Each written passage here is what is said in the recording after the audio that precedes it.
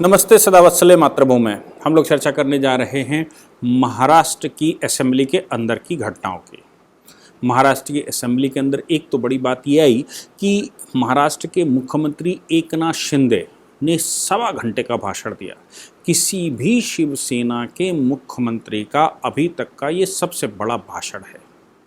और दूसरी बात यह आई कि आदित्य ठाकरे जो कि शिवसैनिक हैं ऐसा कहा गया, और शिवसेना के दोनों ही ग्रुप अपने अपने आप को असली शिवसेना कह रहे हैं, और दोनों ने अपना अपना पहले तो original Eknath Shinde leader of position या leader of legislative party in assembly थे, और उनके साथ भरत जी यानी कि भरत गोगवाले उनके चीफ विप थे। दोनों ही लोग ओरिजिनल पार्टी के हैं, मतलब जब जिस समय कन्फ्लिक्ट नहीं था उस समय थे, सारी मेजॉरिटी से सारे बहुमत से थे। जिस समय ये जो लेजिस्लेटिव पार्टी के हेड हैं या लेजिस्लेटिव पार्टी के लीडर हैं वो चले गए बहुत सारे एमएलएस को लेकर, भरत गोगावले भी उनके साथ गए। तो इधर उद्धव ठाकरे जो कि पार्टी के हेड हैं, चीफ हैं या मैं कहूँ अध्यक्ष हैं, उन्होंने नया leader of position Ajay Chaudhary नियुक्त कर दिया और नया चीफ विप जारी कर दिया। चीफ विप के मामले में सुनील प्रभु को कर दिया। सवाल ये पैदा हुआ कि दोनों में असली कौन? पुराने वाले उपाध्यक्ष ने यानी कि विधानसभा के उपाध्यक्ष ने नए जो उद्धव ठाकरे ने अपॉइंट किए थे उनको रिकॉग्निशन दे दिया था, लेकिन बाद में ये कोर्ट का पूरा सिस्टम हमने देखा ही होगा, और न्यायालय के अंदर न्यायालय ने ट्रस्ट वोट करवाने की अनुमति दे दी। सब कुछ धरा का धरा रह गया, और इधर शिंदे ग्रुप ने 164 विधायक अपने पक्ष में कर लिए। सबसे पहला काम ये हुआ कि विधानसभा का अध्यक्ष चुनने में बहुत समय नहीं लगा, तो विधानसभा का जो नया अध्यक्ष चुना गया उसने पुराने वाले को ही माना, और नया जो अपॉइंटमेंट किया था उद्धव ठाकरे ने उसको स्वीकार नहीं किया। ये कहते हुए स्वीकार नहीं किया कि इनके पास मेजॉरिटी नहीं है, जिसके पास मेजॉरिटी है, और ये जो पूरी कार्रवाई है इस कार्रवाई को मैं मानता नहीं हूँ क्योंकि कोरम पूरा हुए बगैर ही अपॉइंटमेंट हुआ था। और इधर भरत गोगावले को चीफ विप माना गया। उन्होंने विधानसभा का अध्यक्ष चुनने के उद्देश्य से विप जारी कर दी थी, और वो विप सभी को गई। विप के अनुरूप वोट न डालने पर 14 विधायकों को और 15 में ये ठाकरे, तो इन 15 लोगों को विप के वायलेशन का यानी कि एंटी डिफेक्शन लॉ लागू होना था, उनको नोटिस जारी करना था। मजे की बात यह है कि 14 के खिलाफ तो एंटी डिफेक्शन का नोटिस गया, लेकिन आदित्य ठाकरे के खिलाफ एंटी डिफेक्शन का नोटिस नहीं गया। अब हम ये बाद में गोगावले ने ये बात एक्सप्लेन की एएनआई से, जब उनकी वार्ता हुई तो उन्होंने बताया कि आखिर आदित्य ठाकरे को ये विप का नोटिस क्यों नहीं गया। इसके अलावा दूसरी बड़ी बात जो हुई वो ये हुई, हालांकि हमने सब नहीं देखा होगा, पर वो भाषण मराठी में था।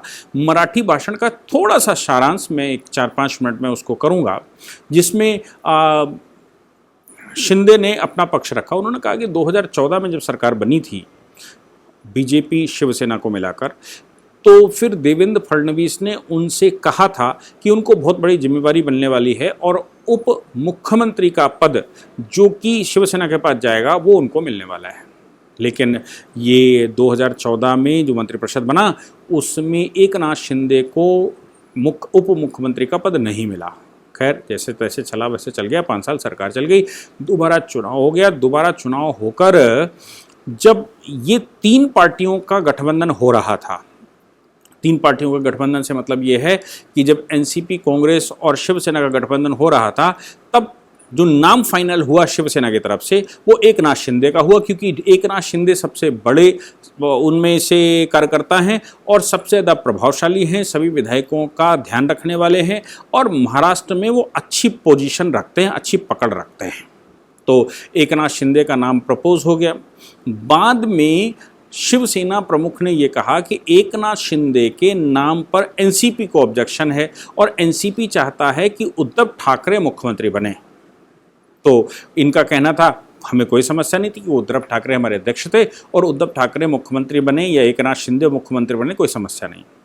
जब मंत्रिपरिषद बन गया, दोनों साथ साथ चल दिए, तो एकनाथ शिंदे की अजित पवार से बात हुई होगी। अजित पवार वही जिन्होंने खेल खेल लिया था, जिन्होंने पहले देवेंद्र फडणवीस की सरकार बनवा दी और सरकार बनवा कर उनको बदनाम कर लिया, और एक बड़ा गेम प्लान खेला गया और उस गेम प्लान के तहत देवेंद्र फडणवीस की राजनीति समाप्त करने का प्रयास किया गया कि वो पार्टी के भी ना रहें और महाराष्ट्र में उनके ऊपर सवाल खड़े हों। और सबसे बड़ी बात जो शरद पवार ने उस समय खेली वो ये था कि शिवसेना के ऊपर ऑब्जेक्शन ना लगाया जाए, क्योंकि ये बात आएगी कि अगर बीजेपी एनसीपी के साथ मिलकर सरकार बना सकती थी तो शिवसेना क्यों नहीं। इसलिए बीजेपी ने जब बनाई थी अजित पवार के साथ तो कोई समस्या लोगों को नहीं है, बीजेपी को समस्या नहीं है। अब वही शिवसेना एनसीपी के साथ सरकार बनाती है तो कोई समस्या नहीं होनी चाहिए। उद्धव ठाकरे को प्रतिष्ठा बचाने के लिए ये सारा गेम खेला गया और देवेंद्र फडणवीस की राजनीति को समाप्त करने के लिए भी सारा खेल खेला गया। देवेंद्र फडणवीस डूब गए, लेकिन जो नई सरकार बनी उसमें अजीत पवार और एकनाथ शिंदे जब आपस में, चूंकि सरकार काउंसिल ऑफ मिनिस्टर बैठेगा तो फिर आपस में वार्ता भी होगी, तो एकनाथ शिंदे की अजीत पवार से जब वार्ता हुई तो वार्ता में ये वार्ता भी हो गई कि भाई हमारे नाम पर क्या समस्या थी। तो अजीत पवार ने कहा हमारी पार्टी के अंदर आपके नाम की कोई समस्या नहीं थी, ये नाम तो आप लोगों को प्रपोज करना था, शिवसेना का ये दायित्व बनता था कि वो किसको मुख्यमंत्री बनाएंगे, ये शिवसेना तय करेगी। इसलिए तुम्हारे अंदर ये विरोध हुआ, वो मातोश्री में देखो जाके, मातोश्री में विरोध हुआ, हमारी तरफ से कोई ऑब्जेक्शन नहीं आया।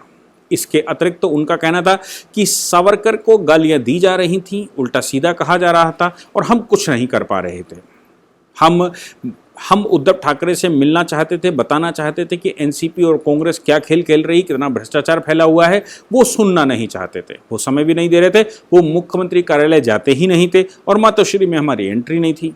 मैं सबसे बड़ा लीडर जो मुख्यमंत्री बनने जा रहा हो, उसके बावजूद हमारे कामों में आदित्य ठाकरे, जिसको बेबी पेंगुइन पूरे देश में कहा जाता है, बेबी पेंगुइन हर मामले में इंटरवेंशन करना। अब आप सोच कर देखिए कि जिस व्यक्ति को मुख्यमंत्री बनाया जाना तय हुआ हो, जिस व्यक्ति को उप मुख्यमंत्री बनाया जाना तय हुआ हो 2014 में, मुख्यमंत्री बनाना तय हुआ 2019 में, उस व्यक्ति के काम काज पर, उसके मंत्रालय पर आदित्य ठाकरे हावी होकर बैठेंगे। यानी कि ये तय हो गया था कि उद्धव ठाकरे के बाद नंबर 2 आदित्य ठाकरे हैं। और उद्धव ठाकरे, लोगों ने क्या मैं उनके लिए कहूँ, बाला साहब के बेटे होने के नाते उनके लिए कुछ ऐसा शब्द भी नहीं निकलता कि उनके लिए कुछ उल्टा सीधा कहा जाए या उनको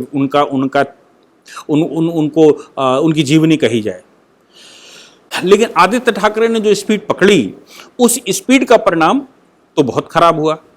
एकनाथ शिंदे सहित बाकी मिनिस्टर्स के ऊपर आदित्य ठाकरे बैठ गए और उद्धव ठाकरे ने मिलने से मना कर दिया। उद्धव ठाकरे के पास अगर कोई विषय जाता तो वो आदित्य ठाकरे के पास जाता और आदित्य ठाकरे उसको सॉल्व करना चाहते। और आदित्य ठाकरे, आप सोचो कि एक बच्चा जो पहली बार घुसकर आया हो, जिसने राजनीति की ABCD न देखी हो, वो राजनीति में घुसे और बड़े बड़े दिग्गजों के ऊपर सवारी करे, और सवारी कितनी होशियारी से, कितनी मतवेयता से की होगी पता नहीं। 2 बड़े विनाशक हुए उद्धव ठाकरे के, एक तो खुद आदित्य ठाकरे और दूसरा लोग कहते हैं संजय राउत। इन दोनों ने मिलकर उद्धव ठाकरे को पानी पर चढ़ाया और पूरी शिवसेना को पानी में डुबो दिया। तो ये कहना था एकनाथ शिंदे का, और उनका कहना था कि मेरे बच्चे 17 में, मेरे घर में इंसिडेंट हो गया, मेरे बच्चे 17 में एक पानी में डूब गए। मेरे घर में इतनी बड़ी त्रासदी होने के बावजूद मैंने अपने परिवार को समय नहीं दिया और मैं लगातार लगा रहा कि पार्टी कैसे मजबूत हो। आप सोचो, मैंने अपने बच्चों से ज़्यादा, अपने परिवार के दुखों से ज़्यादा पार्टी के लिए काम करना सोचा, क्योंकि ये हमारी वैचारिक सिद्धांत की लड़ाई थी और वैचारिक सिद्धांत की लड़ाई के लिए मैं शिवसेना होने के नाते लगातार लगा रहा। इसके अतिरिक्त उन्होंने जब आगे और कहना शुरू किया, ये कहते कहते वो भावुक हो गए, उनकी आंखों से आंसू निकल आए। उनका कहना था कि हम मतलब कुछ नहीं। तो ऐसी सिचुएशन में जब एनसीपी कांग्रेस हमको जड़ से समाप्त करना चाहती हो, तो ऐसी सिचुएशन में आप मुझे बताइए कि हमारे विधायकों ने जब हमसे ये कहा कि अब हम दोबारा जीत कर आने वाले नहीं हैं, ऐसी बुरी दशा हमारी हो गई है, अब हम ना शिवसेना के रहे और एनसीपी जिस तरह से काम करवा रही है, जिस तरह कांग्रेस काम कर रही है, इन सब के होते हुए हमारी शिवसेना की जो आइडियोलॉजी है वो कहीं बहुत दूर चली गई है और अब हम एनसीपी ब्रांड ही बन गए हैं। शिवसेना बनकर हम दोबारा वोट नहीं मांग सकते और हम अब जीत कर आने वाले नहीं। ऐसी सिचुएशन में ये विधायक तो रिवोल्ट करना चाहते ही थे, ये मुझे ले गए, मैं नहीं ले इनको ले गया, ये सब मुझे ले गए कि नहीं अब तो समाप्त हो जाएगी, शिवसेना को अगर बचाना है तो आपको आगे आना पड़ेगा, हम आपको लेकर जाते हैं। इसीलिए बाला साहब जब उद्धव ठाकरे ने फोन किया और बोले कहां जा रहे हो, तो मैंने कहा मुझे पता नहीं है।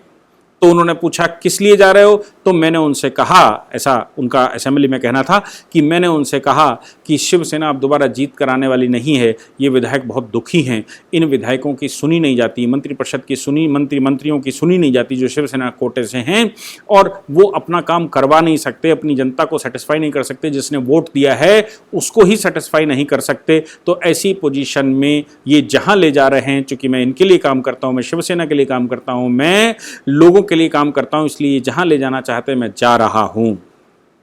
ये उन्होंने एक भावुक स्टेटमेंट वहां पर दिया। मुझे लगता है कि एक बहुत कठिन स्पीच थी और बहुत स्ट्रांग स्पीच थी किसी भी लीडर की। इसके अतिरिक्त बात जहां तक मैंने कहा कि गोगावले का मामला आया, भरत गोगावले की का इंटरव्यू एएनआई ने लिया, तो उन्होंने पूछा उनसे, भाई सिंपल सी प्रश्न बनता भी है कि जब 14 को आपने नोटिस जारी किया है तो आपने आदित्य ठाकरे को नोटिस क्यों नहीं जारी किया। तो उनका कहना था कि हम आदित्य ठाकरे, उद्धव ठाकरे का आज भी सम्मान करते हैं, वो शिवसेना है, वो शिवसेना होने के नाते हम नहीं चाहते कि आदित्य ठाकरे के खिलाफ कोई कोअर्सिव एक्शन लिया जाए। बाकी के खिलाफ तो हम लेंगे, लेकिन आदित्य ठाकरे के खिलाफ कोई कोअर्सिव एक्शन लिया जाए ये हम नहीं चाहते। क्यों? क्योंकि बाला साहब के पोते हैं और बाला साहब के पोते होने के नाते हम बाला साहब का बड़ा सम्मान करते हैं और बाला साहब के ही दिशा निर्देश पर, बाला साहब की ही इच्छाओं पर और बाला साहब की ही भावनाओं पर, उनके ही विचारों पर ये पार्टी चल रही है। तो इतना तो मेरा कर्तव्य बनता है कि उनके बच्चों, पोतों, पड़पोतों जो भी है उनका हम सम्मान करें। इसलिए उनको हम किसी भी लीगल कॉन्सिक्वेंसेस में घसीटना नहीं चाहते, इसलिए आदित्य ठाकरे को व्हिप जारी नहीं की गई और आदित्य ठाकरे को इस व्हिप में हमने शामिल नहीं किया। उनको किसी प्रकार से हम कोई परेशानी में देखना नहीं चाहते। सरकार बन गई है, सरकार चल भी रही है और सरकार के विषय में मैंने बहुत बार पूरी टिप्पणी करते हुए बताया है कि भाई ये सरकार जो है शिवसेना ओरिजिनल ग्रुप इसको मिलने वाला है, ऐसा मुझे लगता है। पुराने केस रेटिंग मैंने 37 केसेस पढ़े, 37 जो इलेक्शन कमीशन के 1968 के बाद के जजमेंट हैं और वो सुप्रीम कोर्ट में भी जजमेंट हैं, उन जजमेंटों को मैंने पढ़ा है। उन सब के आधार पर अगर मैं उसकी एनालिसिस करता हूँ, क्या होगा ये तो आगे तय होगा, क्योंकि कोर्ट में केस चलेगा तो कौन कितना भारी है, किसके पास क्या डॉक्यूमेंट हैं और किसके पास कौन है, ये सब कुछ आगे तय होगा। लेकिन जो दिख रहा है उसके आधार पर शिंदे ग्रुप ही असली शिवसेना है, ऐसा दिखाई देने लगा है। और जब वो सत्ता में बैठ गए हैं और ईश्वर करेगा तो 2.5 साल वो ऐसे कुछ काम करेंगे, 2 साल वो 2.5 साल ऐसे काम करेंगे जिन कामों की वजह से उनकी अपनी पहचान बनेगी और ये पता लगेगा कि बाला साहब के आदर्शों पर चलने वाले लोग कौन हैं और बाला साहब के आदर्शों पर जो लोग चलेंगे